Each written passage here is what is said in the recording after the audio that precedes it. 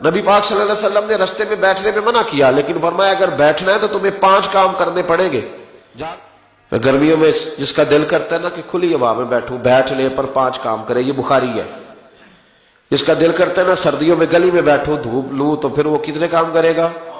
بولیے یا رسول اللہ صلی اللہ تعالی علیہ وسلم کیا کیا کرے تو رستے میں بیٹھنے کی اجازت ہے؟ تو نبی پاک صلی اللہ علیہ وسلم نے فرمایا رستے کا حق ادا کرو، 5 کام کرو۔ یا رسول اللہ کون کون سے؟ فرمایا اگر رستے میں بیٹھنا ہے تو نظریں نیچی کر کے بیٹھو، اس کو بھی اس کو بھی، آنے والے کو بھی اور جانے والوں کو بھی دیکھنے کی تمہیں اجازت ہے۔ رستے میں بیٹھنا ہے تو پھر نظریں نیچی کر کے بیٹھو۔ رسول کریم علیہ السلام نے فرمایا رستے میں بیٹھنا ہے تو دوسری شرط ہے، یہ شرطیں 5 لگائی نبی پاک نے، یہ بخاری ہے۔ فرمایا رستے میں بیٹھنا ہے تو دوسری شرط تمہارے لیے یہ ہے کہ جتنی چیزیں تکلیف دینے والی رستے میں پڑی ہوں گی وہ بیٹھنے والے نے اٹھانی ہے۔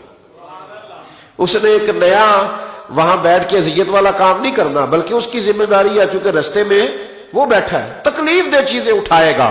اور تیسری شرط نبی کریم علیہ السلام نے فرمایا تم پر ضروری ہے کہ تم نے سلام لینے والے کا جواب جلدی دینا ہے۔ رستے میں بیٹھنا ہے تو سلام لینے والے کا جواب جلدی دینا ہے۔ اور چوتھی شرط یہ ہے کہ تم نے رستے میں بیٹھے بیٹھے نیکی کا حکم دینا ہے اور برائی سے منع کرنا ہے۔